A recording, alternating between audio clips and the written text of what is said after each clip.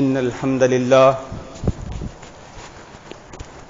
نحمده ونستعينه ونستغفره ونعوذ بالله من شرور أنفسنا ومن سيئات أعمالنا من يهده الله فلا مضل له ومن يضلل فلا هادي له وأشهد أن لا إله إلا الله وحده لا شريك له وأشهد أن محمدا عبده ورسوله أما بعد يا أيها الذين آمنوا اتقوا الله حق تقاته ولا تموتن إلا وأنتم مسلمون يا أيها الناس اتقوا ربكم الذي خلقكم من نفس واحدة وخلق منها زوجها وبث منهما رجالا كثيرا ونساء واتقوا الله الذي تساءلون به والأرحام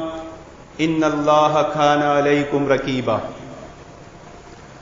يا أيها الذين آمنوا اتقوا الله وقولوا قولا سديدا يصلح لكم أعمالكم ويغفر لكم ذنوبكم ومن يطع الله ورسوله فقد فاز فوزا عظيما أما بعد فإن خير الحديث كتاب الله وخير الهدي هدي محمد صلى الله عليه وسلم وشر الأمور محدثاتها وكل محدثة بدعة وكل بدعة ضلالة وكل ضلالة في النار أما بعد اللهم إني أعوذ بك من منكرات الأخلاق والأعمال الأهواء رب تقبل توبتي واغسل حوبتي اللهم إنا نجعلك في نهورهم ونعوذ بك من شرورهم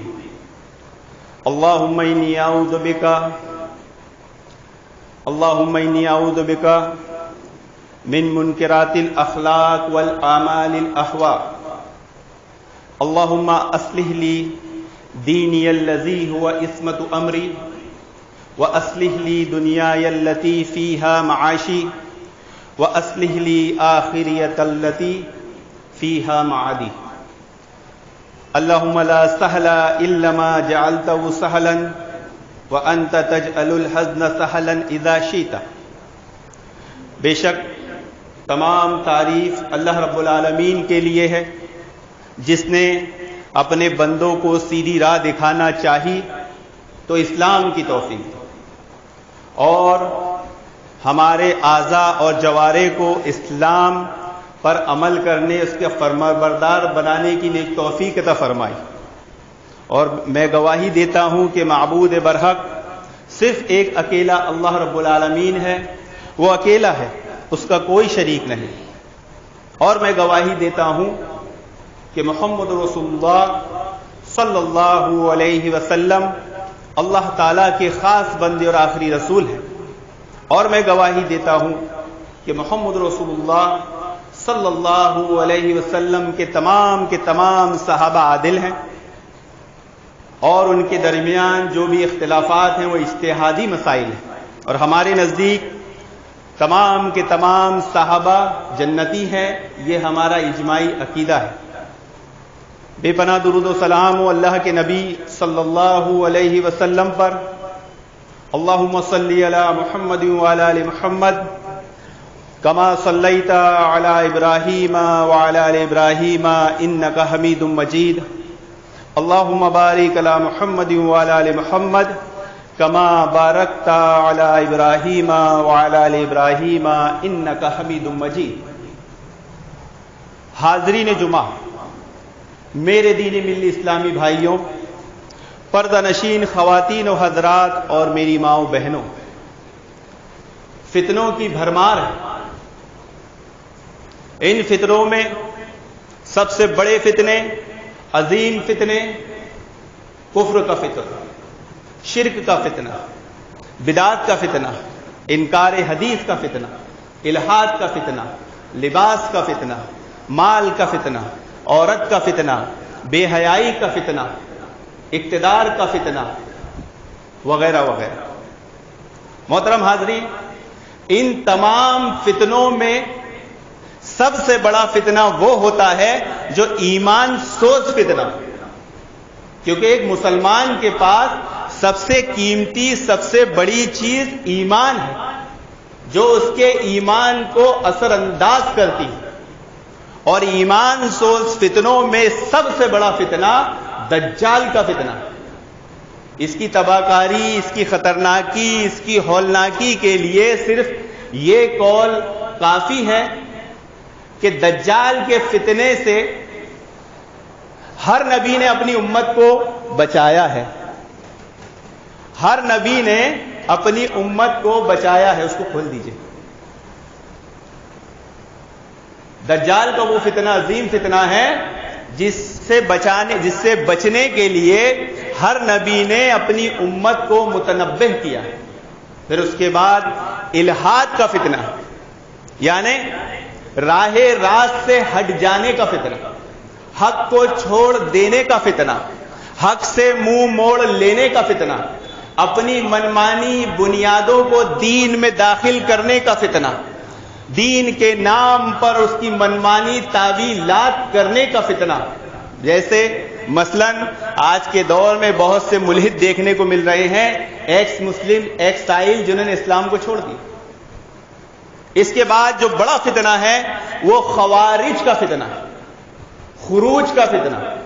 اس کا معنی بھی تقریباً وہی ہے جو الحاد کا ہے، کہ راہ راست سے ہٹ جانے کا فتنہ، یعنی راہ راست کو چھوڑ دینے کا فتنہ، مسلمانوں کی جماعت کو چھوڑ دینے کا فتنہ، مسلمان حکمرانوں کو، مسلمان بادشاہوں کے خلاف خروج کرنے کا فتنہ، ان کے خلاف بغاوت کرنے کا فتنہ، اور اپنے خروج اور بغاوت کو صحیح ثابت کرنے کے لیے اپنی منمانی بنیادیں دین میں داخل کرنے کا فتنہ اور ان کی منمانی تعویلات کرنے کا فتنہ۔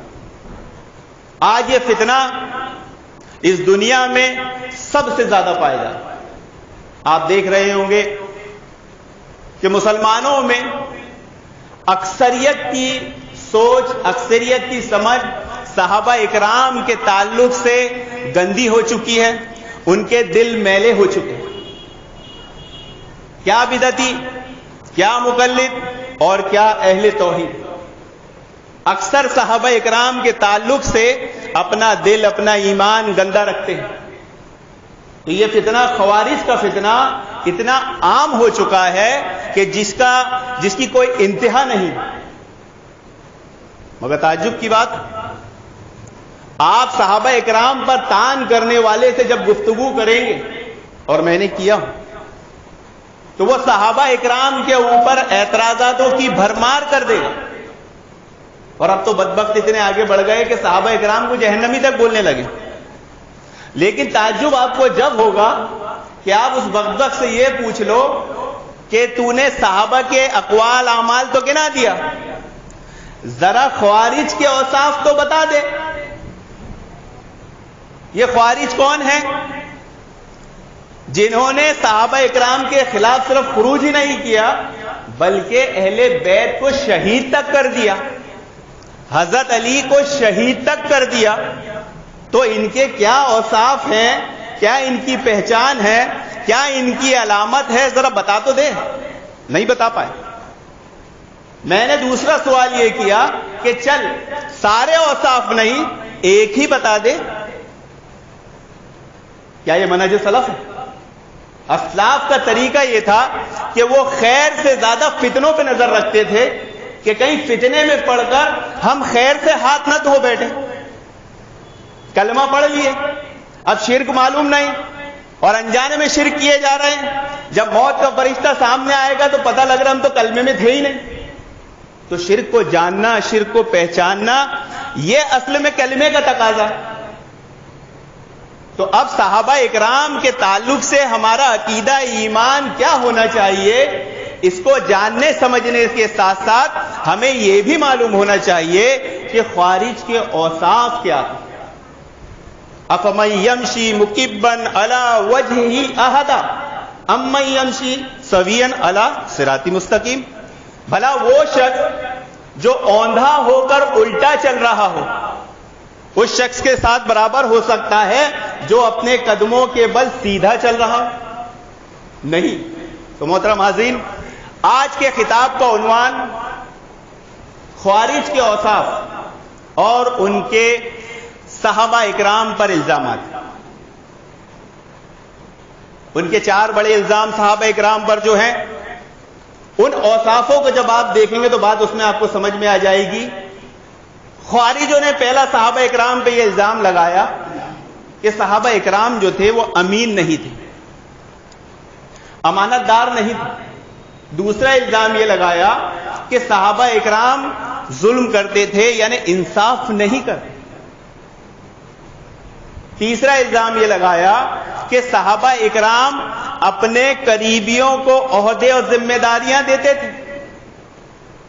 چوتھا الزام یہ لگایا کہ جس طرح محمد رسول اللہ صلی اللہ علیہ وسلم کے نام کے آگے سے کفاروں نے رسول اللہ کا لقب ہٹایا اور کہا محمد بن عبداللہ لکھو، اسی طرح حضرت علی رضی اللہ عنہ کے نام کے آگے سے امیر المومنین کا لقب ہٹایا۔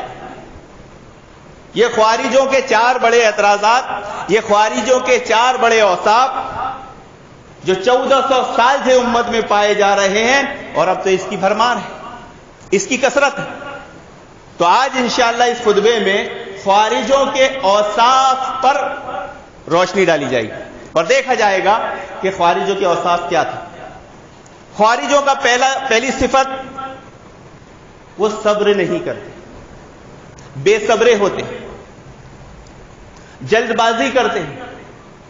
صحیح بخاری کی روایت، حضرت علی رضی اللہ عنہ نے یمن سے کمائے ہوئے چمڑے کے تھیلے میں سونا بھیجا، سونے کی ڈالیں تھی جو ابھی صاف نہیں ہوئی تھی، اللہ کے نبی صلی اللہ علیہ وسلم کی خدمت میں بھیجا۔ اللہ کے نبی صلی اللہ علیہ وسلم نے اس کو 4 لوگوں میں تقسیم کر دیا، راوی کہتا ہے کہ شاید 2 میں تقسیم کیا۔ تو جب اللہ کے نبی نے یہ مال تقسیم کیا تو وہاں پر موجود انصار اور دوسرے صحابہ اکرام بھی تھوڑے غور و فکر میں پڑ گئے۔ صحابہ اکرام کے تعلق سے یہاں دل گندا نہیں کرنا کہ انصار صحابہ اکرام نے یہ سمجھ لیا نعوذ باللہ کہ اللہ کے نبی نے ناانصافی کی۔ ایک پل کے لیے وہ سوچنے لگے کہ اللہ کے نبی نے آخر یہ عمل کیوں کیا، اس میں ضرور کوئی حکمت ہوگی۔ تو اللہ کے نبی نے وہ مال اٹھا کر 4 لوگوں کو دے دیا یا 2 لوگوں کے دے دیا۔ ایک شخص داخل ہوا، ایک شخص آیا جس کی پیشانی ابھری ہوئی، اس کی آنکھیں اندر تھی، اس کے گال بھرے ہوئے تھے، کپڑے ٹخنوں سے بہت زیادہ اونچا کیا ہوا تھا ازار، اور سر منڈایا ہوا تھا۔ آ کر کہتا ہے یا رسول اللہ انصاف کیجیے۔ اللہ کے نبی صلی اللہ علیہ وسلم نے مخاطب ہو کر کہا صحابہ اکرام سے بھی، ان سے بھی، کہ میں تو آسمان والے کا امین ہوں، آسمان والے نے مجھے امین بنا کر بھیجا ہے، میں اس کی امانت میں خیانت نہیں کرتا، تمہاری امانت میں خیانت کروں گا، تم نے یہ سوچا کیسے؟ اور پھر وہ جانے لگا۔ خالد بن ولید رضی اللہ عنہ نے فرمایا اے اللہ کے نبی صلی اللہ علیہ وسلم، اگر آپ چاہیں ابھی اس کی گردن مار دوں۔ اللہ کے نبی صلی اللہ علیہ وسلم نے فرمایا نہیں، شاید وہ نماز پڑھتا ہو، شاید وہ نماز پڑھتا ہو۔ تو خالد بن ولید رضی اللہ عنہ نے فرمایا اے اللہ کے نبی صلی اللہ علیہ وسلم، بہت سے ایسے نمازی ہیں جو منہ سے کہتے ہیں دل میں نہیں ہوتا۔ تو اللہ کے نبی صلی اللہ علیہ وسلم نے فرمایا کہ مجھے اس بات کا حکم نہیں دیا گیا ہے کہ میں لوگوں کے دل چیر کے دیکھوں، ان کے پیٹ کاٹ کر دیکھوں، پھاڑ کر دیکھوں۔ اور پھر جاتے ہوئے شخص کی طرف اشارہ کیا کہ اس کی نسل سے، اس کی قوم سے، اس کی نسل سے ایسے لوگ پیدا ہوں گے جو قرآن خوب زبان مروڑ کر پڑھیں گے، لیکن دین سے ایسے نکل جائیں گے جیسے تیر کمان سے نکل جاتا ہے، دین سے ایسے نکل جائیں گے جیسے نشانہ تیر نشانے سے چوک جاتا ہے۔ اور مصنف کہتا ہے پھر کہ کاش یہ خارجی، یہ خوارج تھوڑا سا صبر کر لیتا تو یہ اللہ کے نبی صلی اللہ علیہ وسلم کے اس فیصلے کی، اس رائے کی اہمیت کو، اس کی حکمت کو سمجھ لیں۔ پھر راوی کہتا ہے کہ اسی کی نسل سے ایسے لوگ پیدا ہوئے جنہوں نے حضرت علی رضی اللہ عنہ کے خلاف خروج کیا اور ان کو شہید کیا۔ تو پہلا مسئلہ کیا معلوم ہوا کہ خوارجوں کی یہ صفت ہے کہ وہ بے صبرے ہوتے ہیں، جلد بازی کرتے ہیں، تھوڑی بھی غور و فکر نہیں کرتے۔ تو ہمیں اس سے بچنا ہے، ہمیں صبر کا دامن نہیں چھوڑنا ہے۔ خوارجوں کی دوسری صفت، وہ یہ سمجھتے ہیں کہ مسلمانوں کے حکمراں، مسلمانوں کے بادشاہ، مسلمانوں کے ذمہ دار امین نہیں ہوتے۔ جیسا کہ حدیث میں آپ نے سن لیا کہ اس نے اللہ کے نبی صلی اللہ علیہ وسلم پر یہ الزام لگا دیا کہ آپ انصاف کیجیے۔ اور ہم دیکھتے ہیں آج مسلمانوں کی بڑی اکثریت یہاں سے بیٹھ کے مسلمانوں کے دوسرے ملک کے بادشاہوں، خلیفاؤں، امیروں پر الزام لگاتے ہیں کہ امانت میں خیانت کرتے، اعتراضات کرتے۔ اور یہ الزام صرف آج تک محدود نہیں ہے، بلکہ الزام ابو بکر صدیق رضی اللہ عنہ پہ بھی لگایا گیا، یہ الزام حضرت عمر رضی اللہ عنہ پہ بھی لگایا گیا، یہ الزام حضرت عثمان رضی اللہ عنہ پہ بھی لگایا گیا۔ کس مسئلے میں؟ باغ فدق۔ باغ فدق کیا تھا؟ یہ اللہ کے نبی صلی اللہ علیہ وسلم کی وہ پراپرٹی تھی جو آپ کی وفات کے پاس بعد ترکے میں آئی تھی، جس پر اختلاف تھا۔ اچھا، یہ اختلاف کوئی معمولی نہیں تھا، یہ ایسا اختلاف تھا کہ اس سے مسلمانوں میں دو بڑے گروہ بن گئے، ایک سنی اور ایک شیعہ، ایک سنی اور ایک شیعہ۔ اور یہ کیا تھا کہ اللہ کے نبی نے اپنے وفات کے بعد جو باغ فدق چھوڑا تھا اس کا مطالبہ ہوا کہ یہ نبی کی پراپرٹی ہے، ان کے گھر والوں کے درمیان تقسیم کی جائے۔ اور اللہ کے نبی صلی اللہ علیہ وسلم کی وصیت تھی کہ انبیاء جو چھوڑ کر جاتے ہیں وہ صدقہ ہے۔ انبیاء وراثت میں کوئی چیز چھوڑ کر نہیں جاتے سوائے علم کے۔ انبیاء وراثت میں کیا چھوڑتے ہیں؟ علم۔ اس لیے حدیث میں کیا آتا ہے؟ علماء انبیاء کے وارث ہیں، العلماء ورث الانبیاء۔ تو انبیاء نے کیا چھوڑا؟ علم۔ اور اس کے بعد جو بھی چیز وہ چھوڑتے ہیں دنیاوی اعتبار سے وہ کیا ہے؟ صدقہ ہے، اور صدقہ اہل بیت پر حرام ہے۔ لیکن یہ باغ فدق خود صدقے کا مال تھا، تو یہ ویسے بھی صحیح نہیں تھا۔ تو صحابہ اکرام نے اسے صدقے کا مال سمجھا اور اپنی تحویل میں رکھا اور نہیں دیا۔ اس پر اختلاف ہوا۔ کس کا اختلاف ہوا؟ شیعہ روافض سنی کا اختلاف ہوا؟ نہیں، حضرت علی، حضرت عباس تک کا اختلاف ہوا۔ صحیح بخاری، صحیح مسلم دونوں میں روایت ہے۔ اور آپ جانتے ہوں گے کہ یہ بہت معروف اور مشہور بات ہے کہ چاروں خلیفہ یعنی تینوں خلیفہ نے باغ فدق نہیں دیا۔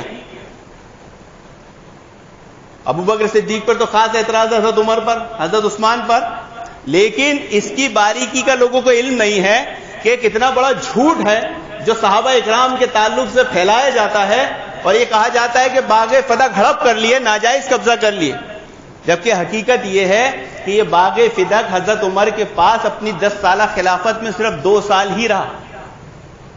کتنے سال؟ 2 سال۔ اور اس کے بعد آپ نے اس باغ فدق کی ذمہ داری حضرت علی اور حضرت عباس رضی اللہ عنہ کو دی۔ یہ ظالم بات چھپا دیتے ہیں۔ صحیح بخاری، صحیح مسلم میں روایت ہے، حضرت عمر رضی اللہ عنہ بیٹھے تھے، ایک صحابی آئے، انہوں نے کہا کہ علی اور عباس آپ کے پاس آنے کی اجازت چاہتے ہیں امیر المومنین، کیا اجازت دی جائے؟ وہ بھی آ گئے، دوسرے صحابہ اجازت چاہ رہے تھے، وہ بھی آ گئے، تمام لوگ موجود تھے۔ حضرت عباس رضی اللہ عنہ نے حضرت علی کے تعلق سے سخت کلمات کہے، یہاں تک کہ ان دونوں کے درمیان سخت کلامی ہوئی، اور مسئلہ حضرت عمر امیر المومنین کے سامنے پیش کیا گیا۔ کیا مسئلہ تھا؟ باغ فدق کی ذمہ داری حضرت عمر نے حضرت علی اور حضرت عباس دونوں کو دی تھی کہ اس باغ فدق کو آپ سنبھالیں۔ اسی پہ جھگڑا ہے نا، اسی پہ اختلاف ہے نا۔ تو جیسا اللہ کے نبی اس باغ فدق کا استعمال کرتے تھے، ابو بکر نے بھی ویسے ہی کیا، میں بھی ویسے ہی کرتا ہوں، اور تم بھی ویسے ہی کرنا، میں نے تم کو ذمہ دار بنا دیا۔ یہ بات کو پوری طرح چھپا دیا گیا۔ اب ہوا کیا کہ حضرت عباس رضی اللہ عنہ پہ الزام تھا کہ حضرت علی نے اس پورے باغ فتح کی ذمہ داری اپنے پاس لے لی, مجھے کچھ کرنے ہی نہیں دیا. اس بات کی شکایت لے کے وہ امیر المومنین حضرت عمر کے پاس آئے, اور یہ حدیث شیعوں کے مذہب کو رد کرنے کے لیے بہت بڑی اور بہت طویل حدیث, بخاری مسلم صحیحین کی روایت ہے, تاریخی کتاب کی روایت نہیں ہے کہ چلو ضعیف ہے, جھوٹی ہے, من گھڑت ہے, تم نے بنائی ہوگی, جیسے صحابہ کرام کو متون کرنے کے لیے دوسری تاریخی روایتیں پیش کرتے ہیں. یہاں یہ مسئلہ نہیں ہے, بلکہ مسئلہ کون سا ہے؟ صحیحین, اور دونوں کے الفاظ بڑے خطرناک ہیں. اس میں حضرت عمر رضی اللہ عنہ نے کیا کہا کہ جب یہ پراپرٹی ابو بکر نے اپنے پاس رکھی, اے علی اور اے عباس, تم نے ہمیں جھوٹا اور خائن سمجھا, لیکن اللہ کی قسم جیسے اللہ کے نبی اس کا استعمال کرتے تھے ابو بکر نے بھی کیا, اللہ کی قسم جیسے انہوں نے کیا ویسے میں نے کیا, اور پھر میں نے تمہاری تحویل میں دے دی. اگر تم سے نہیں ہوتا ہے تو پراپرٹی واپس کرو, تم سے نہیں سنبھلتا تو واپس کرو. تو واپس کی گئی, پھر وہی پراپرٹی حضرت عثمان کے پاس گئی, تو پورے سیناریو میں سے یہ پہلو کٹ کر دیا گیا. پھر یہ پراپرٹی کس کے پاس آئی؟ حضرت علی کے پاس آئی. تو یہ بات کو کیوں چھپا دیا گیا؟ حضرت علی نے کیوں اپنے اہل بیت کو نہیں بانٹی؟ کیونکہ صدقے کا مال اہل بیت پہ حرام. تو خوارجوں کی دوسری صفت یہ ہے کہ وہ ذمہ داروں کو, خلیفاؤں کو, بادشاہوں کو امین نہیں سمجھتے, خائن سمجھتے ہیں. تیسری صفت خوارجوں کی یہ ہے کہ وہ خلیفاؤں کو, بادشاہوں کو, مسلم حکمرانوں کو, ذمہ داروں کو ظالم سمجھتے ہیں. سمجھتے ہیں کہ آپ لوگ انصاف نہیں کرتے, ظلم کرتے. اور وہ خارج نے آ کے اللہ کے نبی پہ اعتراض کر دیا, یا رسول اللہ انصاف کیجیے. نعوذ باللہ, استغفر اللہ. حدیث میں کیا الفاظ ہے کہ میرے سے زیادہ کوئی تقوی والا اس دنیا کائنات میں ہوگا؟ اب بھلا بتائیں کہ جو شخص نبی پر اعتراض کر سکتا ہے, اس کی نسل کے لیے آج کے مسلم حکمرانوں, آج کے اہل حدیثوں پر اعتراض کرنا کون سی بڑی بات ہوگی؟ وہ بدبخت تو یزید کے چکر میں, یا وہ بدبخت صحابہ بنو امیہ کے چکر میں اللہ رسول تک پہنچ سکتا ہے, کیونکہ اس کا باپ, اس کی نسل سے اس کا پیدا کرنے والا خارجی تو اللہ کے نبی تک پہلے ہی پہنچا. تو یہ الزام ذمہ داروں پر ہمیشہ آتا ہے. میں یہ نہیں کہتا کہ تمام ذمہ دار معصوم علی الخطا اور باقاعدہ ہر کام انصاف کے ساتھ کرتے ہیں, لیکن یہ خارجی صفت, یہ خارجی سوچ ہر زمانے میں پائی جاتی ہے, اور آج تو کثرت سے پائی جاتی ہے. چوتھا مسئلہ, خارجوں کی صفت یہ ہے کہ وہ کتاب و سنت پر رائے کو مقدم رکھتے ہیں.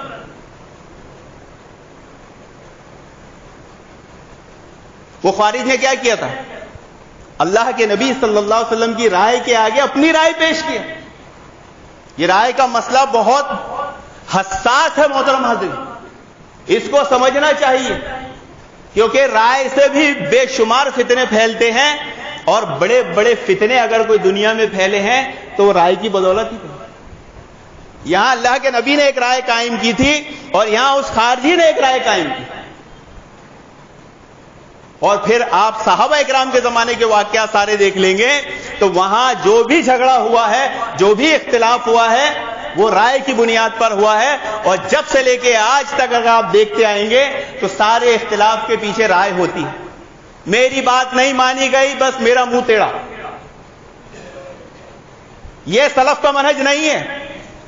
اگر بات نہیں مانی گئی, انصار مہاجرین کی طرح وہاں موجود صحابہ اکرام کی طرح صبر کرنا ہے, اس رائے کی حکمت کو سمجھنا ہے. اس کے لیے تھوڑا وقت دینا پڑے گا, اس کے لیے تھوڑا وقت دینا پڑے گا.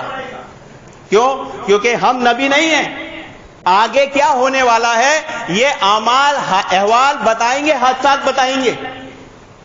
رائے میں اختلاف ہو سکتا ہے, آپ کی رائے میری رائے مختلف ہو سکتی ہے, لیکن کس کی درست ہوگی وہ 2 مہینہ 4 مہینہ 6 مہینہ 8 مہینہ بعد پتہ چلے گا. مثال کے طور پر جب حضرت معاویہ رضی اللہ عنہ حضرت علی رضی اللہ عنہ کے درمیان معاہدہ ہوا صفین کی جنگ کا, دیکھیے خارجوں کی جو خرافات ہے اس کو کیسے چھپایا جاتا ہے. حضرت معاویہ کی طرف سے عمرو بن عاص کو فیصل بنا کے, مطلب فیصلہ کرنے والا بنا کر بھیجا گیا کہ آپ بات کرنے کے لیے آگے جائیں. اور حضرت علی کی طرف سے لوگوں نے ابو موسیٰ اشعری رضی اللہ عنہ کو آگے کیا کہ جائیں آپ بات کریں. حضرت علی رضی اللہ عنہ نے رائے دی, کہا میری رائے یہ ہے کہ ابو موسیٰ اشعری رضی اللہ عنہ سادہ دل ہیں, سیدھے سادے ہیں, زیادہ چالاکی نہیں ہے, فضیلت ہے, علم ہے, سب کچھ ہے, لیکن ایسے موقع پر درست نہیں ہے.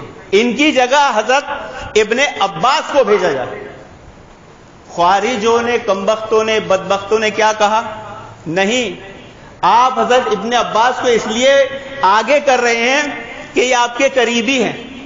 ایک بیماری خوارجوں کی یہی ہے کہ وہ حکمرانوں پر, بادشاہوں پر, ذمہ داروں پر یہ اعتراض کرتے ہیں, وہ اپنے قریبیوں کو دیتے ہیں. تو قریبیوں کو دینا یہ منہج سلف ہے یا منہج سلف کے خلاف ہے؟ صلح رحمی اور قطع رحمی کیا ہے؟ صلح رحمی کا مطلب ہی قریبیوں کو دینا ہے, اور قطع رحمی کا مطلب یہی ہے کہ صلح رحمی نہیں کرے وہی قطع رحمی کرنے والا ہے. لیکن وہ الگ موضوع ہے. بتانے کا مقصود یہ ہے کہ خارجیوں نے حضرت علی پہ کیا اعتراض کیا کہ وہ ابن عباس جو ہیں یہ آپ کے قریبی ہیں, ان کو نہیں بھیجا جائے گا. اب دو رائے میں اختلاف ہے. ایک طرف امیر المومنین حضرت علی رضی اللہ عنہ کی رائے, اور ایک طرف انہی کی جماعت, انہی کے شیعان علی کی رائے. لیکن حضرت علی کو مجبور ہونا پڑا ان کی رائے ماننے کے لیے, اور ابو موسیٰ اشعری کو آگے کیا گیا, اور پھر صفین کا معاہدہ ہوتے ہوتے 6 مہینہ لگ گیا. لڑائی میں بہت نقصان ہو چکا.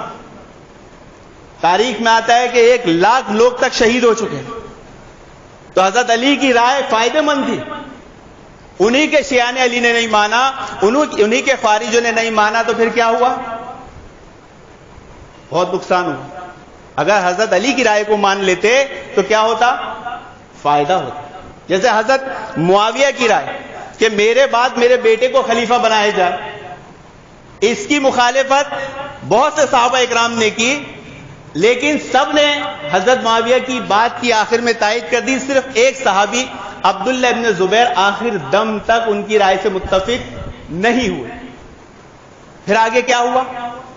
جب حجاج بن یوسف نے آپ کو پھانسی پر لٹکایا, اس سے پہلے آپ نے یہ جملہ ادا کیا, اے کاش معاویہ زندہ ہوتے تو مجھے بچا لے. تو رائے کے اختلاف میں جو مسائل سامنے آتے ہیں محترم حاضرین, وہ 1-2 دن میں نہیں آتے, بلکہ اس سے اثرات مرتب ہوتے ہیں. تو خارجوں کی جو صفت ہوتی ہے وہ مسلم حکمرانوں پر, بادشاہوں پر اعتراض کرتے ہیں کیا کہ وہ امین نہیں ہوتے, وہ ظلم کرتے ہیں, وہ انصاف نہیں کرتے, جلد بازی کرتے ہیں, صبر نہیں کرتے. خارجوں کی 5ویں صفت, وہ یہ سمجھتے ہیں کہ وہ سب سے بڑے علم والے ہیں. خارجوں کی 5ویں صفت کیا ہے معلوم ہے؟ کہ وہ یہ سمجھتے ہیں کہ وہ بڑے علم والے ہیں, اور خاص طور سے کن کے تعلق سے؟ مسلم حکمرانوں کے تعلق سے.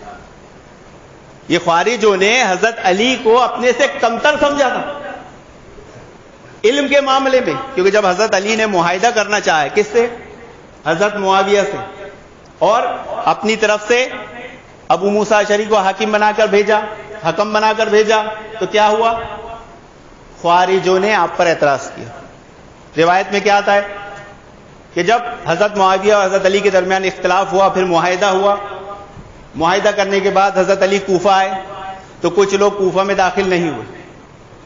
حضرت علی کو اپنی فوج, اپنی آرمی, اپنا سب کچھ لے کے کوفہ میں داخل ہو گئے. تقریباً 6,000 لوگ باہر رک گئے. انہوں نے اعتراض کیا اللہ حضرت علی پر 3 کہ آپ نے اس زمین پر اللہ کا حکم چھوڑ کر اپنا حکم چلایا. آپ نے اس زمین پر اللہ کا حکم چھوڑ کر اپنا حکم چلایا. حکم تو صرف اللہ کا چلے گا, فیصلہ اللہ کا چلے گا. آپ نے ابو موسیٰ اشعری کو کیسے اور عمرو بن عاص کو حاکم کیسے بنا دیا؟ دیکھیے بدبختوں کو. جب مشورہ ہوا کہ کس کو بھیجا جائے فیصلے کے لیے, تو ابو موسیٰ اشعری کا نام پیش کرتے ہیں. جب ابو موسیٰ اشعری کو پیش کر دیا گیا تو پھر ان کے پر اعتراض کرتے ہیں. لیکن کوئی آج کے صحابہ اکرام پر تان کرنے والا بدبخت اس مسئلے پر گفتگو کرتا ہے, خارجوں کی صفت پر گفتگو کرتا ہے, خارجیوں کے کیا اوصاف تھے اس پہ غور و فکر کرتا ہے, نہیں ڈائریکٹ صحابہ اکرام پہ تان کرتا ہے. ڈائریکٹ صحابہ اکرام پہ کلام کرتا ہے.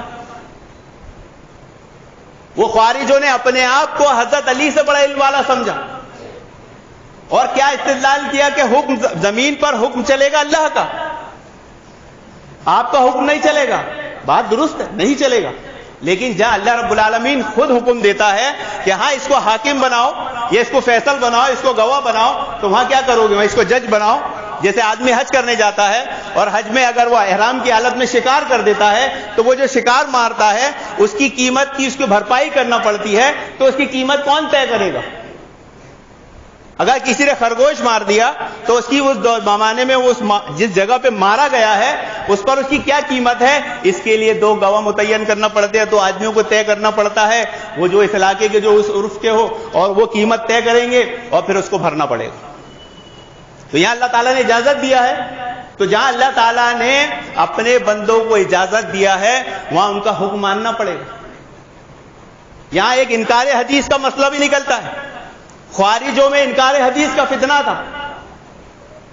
انہوں نے یہاں پر قرآن کی آیت لے لی لیکن حدیث کو چھوڑ دیا, یا ان کے پاس حدیث کا علم نہیں تھا. ایک حدیث میں کیا آتا ہے کہ اللہ کے نبی صلی اللہ علیہ وسلم جب صحابہ اکرام کے پاس آئے تو ایک گھر میں صحابہ اکرام بیٹھے ہوئے تھے. جیسے اللہ کے نبی صلی اللہ علیہ وسلم صحابہ اکرام کے پاس گھر میں داخل ہوئے, دروازے پر اللہ کے نبی کو دیکھ کر تمام صحابہ یہ سوچنے اور کوشش کرنے لگے کہ اللہ کے نبی جب محفل میں آئے تو میرے پاس بیٹھ گئے. سب جگہ دینے لگے. کوئی قابل احترام شخصیت ہمارے یہاں بھی آ جائے تو ہر آدمی چاہتا ہے کہ اس کے پاس بیٹھ جائے, اس سے ملاقات ہو جائے, یا بعض تو انگال کر آگے آ جاتے ہیں ان سے ملاقات کرنے کے لیے. لیکن اللہ کے نبی اس گھر میں داخل نہیں ہوئے, بلکہ دروازے پر اس انداز میں ہاتھوں کو رکھ کر کھڑا ہو گئے.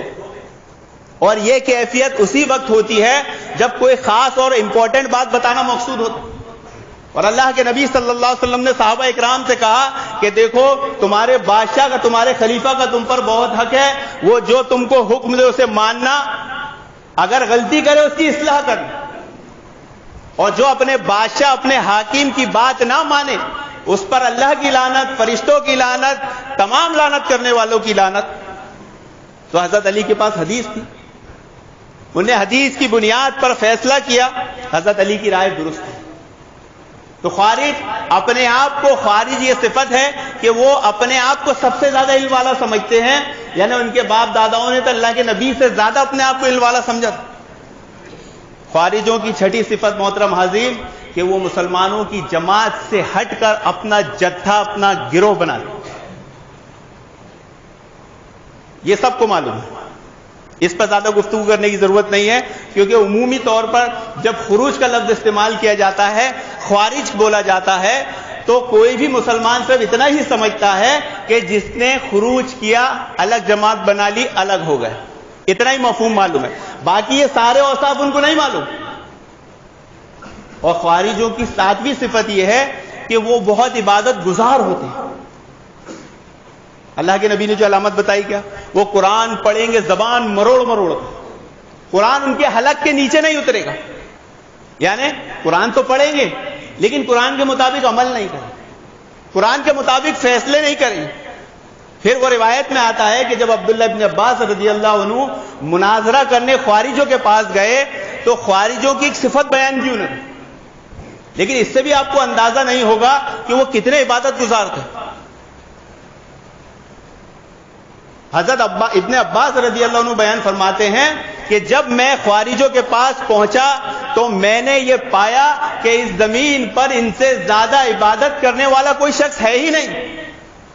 سجدوں سے ان کے پیشانی پر زخم پڑ گئے, ہاتھ ان کے ایسے ہو گئے جیسے ریگستان میں اونٹ دوڑتا ہے, اس کے پیروں پہ دھول ہوتی ہے, سجدے کر کر کے ریت میں ان کے ہاتھوں پہ سے دھول چڑھی. ان کے ازار, ان کے ٹخنے, ان کے کپڑے ٹخنوں سے زیادہ اوپر, اور رات میں جاگ جاگ کے عبادت کرنے میں ان کا یہ حال تھا کہ ان کے چہرے سوکھ گئے تھے. لیکن خوارجوں کی ایک صفت یہ کہ وہ سر بہت منڈاتے.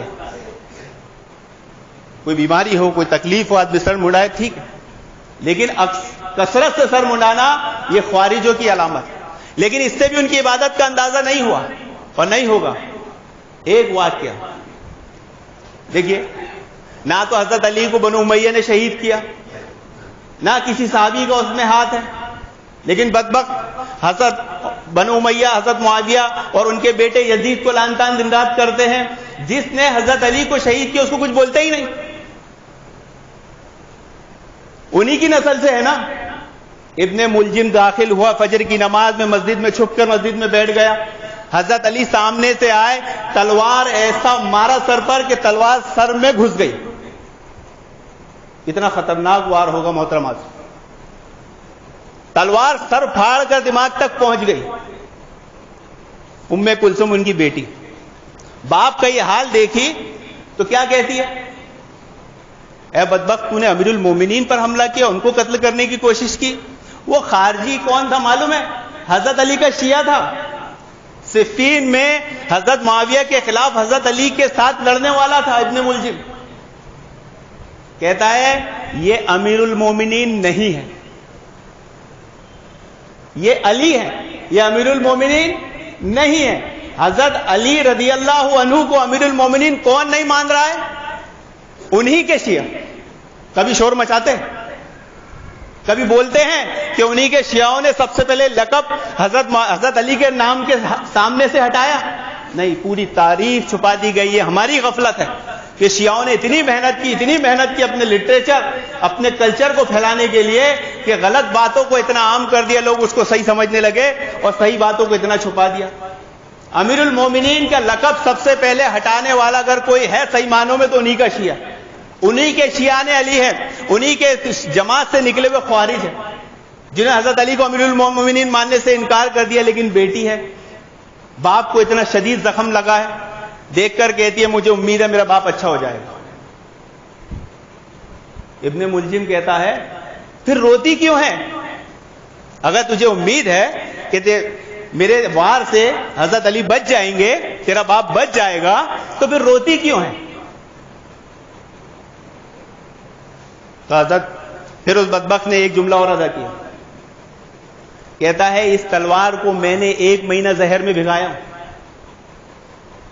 اس تلوار کو 1 مہینہ زہر میں بھگایا ہوں. اگر اس نے ابھی بھی اپنا کام نہیں کی تو اس تلوار کا برا ہوں. چنانچہ حضرت علی شہید ہو گئے. جب وہ شہید ہو گئے تو اس بدبخت کو سزا دینے کے لیے قید خانے سے باہر نکالا گیا. اب آپ کو پتہ چلے گا کہ خوارج کا عبادت کا معیار کیا تھا. جب اس کو باہر نکالا گیا اور اس کے چاروں ہاتھ پیر کاٹ دیے گئے، اس نے اف تک نہیں کیا.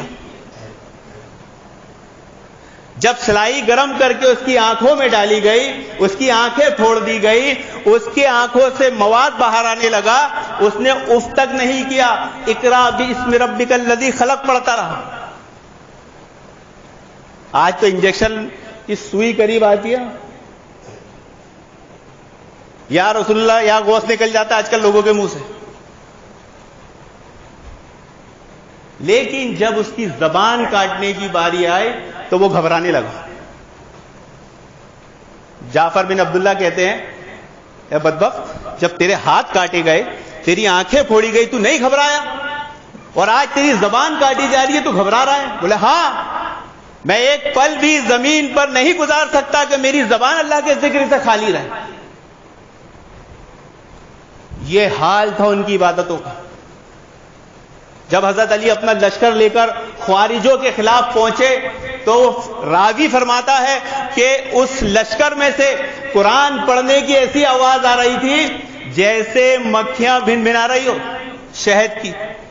ایسے وہ قرآن پڑھتے تھے. لیکن ایسی عبادت کر کے، ایسا علم حاصل کر کے کیا فائدہ جو آدمی کو منہج سلف سے ہٹا دے، جو آدمی کو دین اسلام سے ایسے نکال دے جیسے کمان سے تیر نکل جاتا ہے. اور خوارجوں کی 8ویں صفت یہ کہ وہ حکمرانوں کو، ذمہ داروں، مسلم بادشاہوں کے تعلق سے، خلیفاؤں کے تعلق سے نہیں، ذمہ داروں کے تعلق سے بھی یہ سمجھتے ہیں کہ وہ اپنے قریبی رشتہ داروں کو ذمہ داریاں اور عہدے دیتے ہیں. اور یہ بڑا مسئلہ ہے.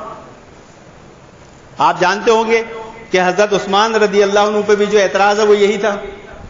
خوارجوں نے حضرت عثمان کے خلاف خروج کیا تو کیا کیا؟ کہ بھائی آپ نے جن لوگوں کو گورنر بنایا ہے وہ آپ ہی کے خاندان والے، آپ ہی کے قریبی ہیں. اتنا دندنا کر وہ اعتراض جڑتے ہیں، اتنے جذبات سے وہ اعتراض جڑتے ہیں. مسلمانوں میں سے کون ہے جو ان کے اس اعتراض کے بدلے اس انداز میں بولے کہ اگر اپنے قریبی کو کوئی عہدہ دے دیا، کوئی ذمہ داری دے دی تو کیا غلط ہے؟ دلیل دے کتاب و سنت سے. کوئی ہے ایسا؟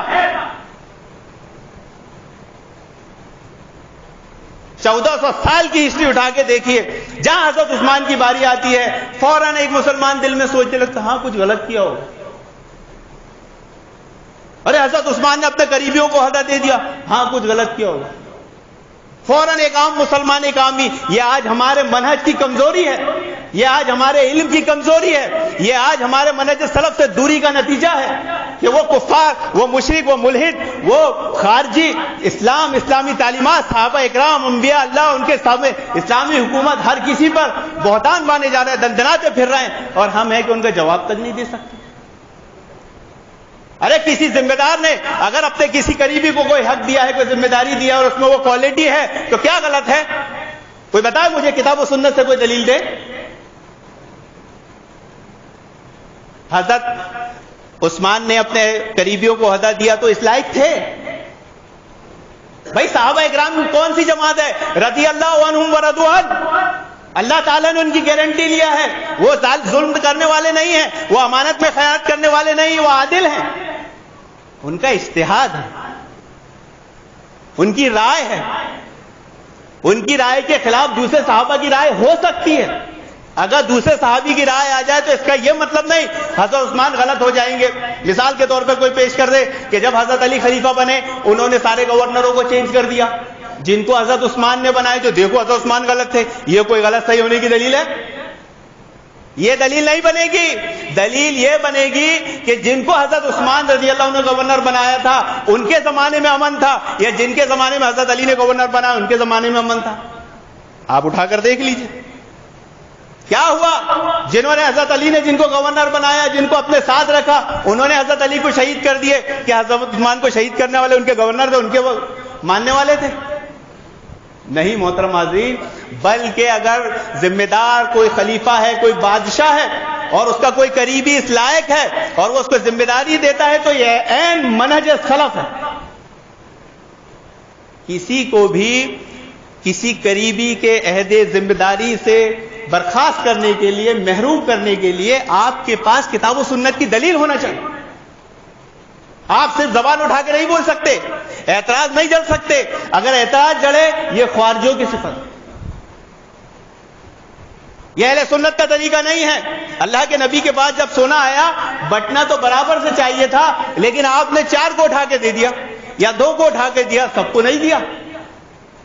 قریبی تھے، صلح رحمی قریبیوں کے ساتھ کی جاتی ہے. صلح رحمی کا مطلب ہے اپنے بھائی، بچے، رشتہ دار، پڑوسی جو بھی ہے رشتہ دار ناتوں میں، ان کے ساتھ حسن و سلوک کیا جائے، ان کی غلطیوں کو معاف کیا جائے، انہیں کچھ دیا جائے، اگر تکلیف میں ان کے ساتھ اٹھا بیٹھا جائے، ان کی خوشی میں شریک ہو جائے. اور جو یہ کام نہیں کرتا یہی قطع رحمی ہے. اور شیطان نے بھی کیا کھیل کھیلا ہے محترم حاضرین. دیکھیے شیطان کا ایک طریقہ لوگوں کو گمراہ کرنے کا یہ ہوتا ہے کہ وہ لوگوں کو اس بات پر ابھارتا ہے کہ قریبیوں کو مت دو، دور والوں کو دو. آپ صدقہ کرنے والوں کو دیکھ لیجئے، جو سامنے مسکین محتاج ہے، قریبی ہے، اس کو نہیں دیں گے، اس کو اٹھا کے دے دیں گے جس کے بارے میں کچھ پتہ ہی نہیں ہے. لیکن شیطان کی دیکھیے چال کہ جہاں قریبیوں کو دینے سے اللہ کے نبی صلی اللہ علیہ وسلم نے منع کیا، یہ صدقہ ہے، یہ میرے اہل بیت پر حرام ہے، اسی پر شیطان نے ان کو فتنے میں ڈالا اور اسی کا مطالبہ لے کر ایک امت مسلمہ میں شیعوں کی بڑی اکثریت گمراہ ہو گئی اور اس پر مانگنے لگے نہیں، ان کا حق تھا، حق تھا، حق تھا. اور وہی حق جب حضرت عثمان نے دیا تو بولے نہیں یہ ناحق ہے، ناحق ہے، ناحق ہے. یہ الزام حضرت علی پہ بھی تو لگائے خوارجوں نے، لیکن اس الزام کو دبا دیا گیا کہ آپ نے ابن عباس کو آگے کیوں کیا مناظرے کے لیے، یہ تو آپ کے قریبی ہیں. یہ الزام حضرت علی پہ نہیں لگاتے، یہاں نہیں بولتے کہ حضرت علی اپنے قریبیوں کو آگے کرتے تھے. یہ شیعہ لٹریچر ان کی دعوت کی محنت کا نتیجہ ہے کہ آج مسلمانوں کا بچہ شیعوں کی زبان بول رہا ہے.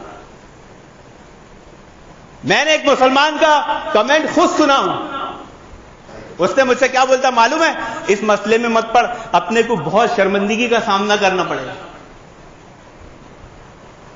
وہ کیا سمجھ رہا ہے معلوم ہے؟ یعنی یہ نبی پر اعتراض، یہ صحابہ پر اعتراض، یہ اسلامی حکومت پہ اعتراض، یہ سب صحیح ہے، مت کر، تجھے بھی شرمندگی کا سامنا کرنا پڑے۔ آج انہوں نے اپنے لٹریچر، اپنی دعوت پر اتنی محنت کی ہے محترم حاضرین، ہم کیا کر رہے ہیں؟ ہم نے کیا کیا؟ سینہ ٹھوک کر کوئی بولتا ہے ہاں قریبی کو دیا تو کیا غلط کیا حضرت عثمان نے؟ لا دلیل۔ ہاں حضرت علی نے ابن عباس کو مناظرے کے لیے آگے کیا قریبی سمجھ کے، کیا غلط کیا؟ لا دلیل۔ دلیل ہونا چاہیے، اگر وہ اس لائق ہے، وہ ذمہ داری کو سنبھال سکتا ہے، وہ عہدے کو اٹھا سکتا ہے، تو یہ عین منہج سلف ہے۔ اس کی مخالفت کرنے والا خارجی صفت ہے۔ دیکھیے جب خوارج حضرت علی سے الگ ہوئے، لوگوں نے آ کے حضرت علی کو خبر دی کہ ایک بڑا گروہ 6000 لوگوں کا، 8000 لوگوں کا، 12000 لوگوں کا آپ کے مخالف ہو چکا ہے۔ حضرت علی کا کیا جملہ تھا؟ چھوڑ دو ان کو ان کے حال پر، ان کو ان کے حال پر چھوڑ دو، جب تک وہ مجھ سے قتال نہیں کریں گے میں ان سے قتال نہیں کروں گا۔ ایک پہلو تو یہ نکلا کہ کبھی ایسا اختلاف ہو جائے تو ذمہ دار کا کام نہیں ہے کہ وہ جا کے بات کرے۔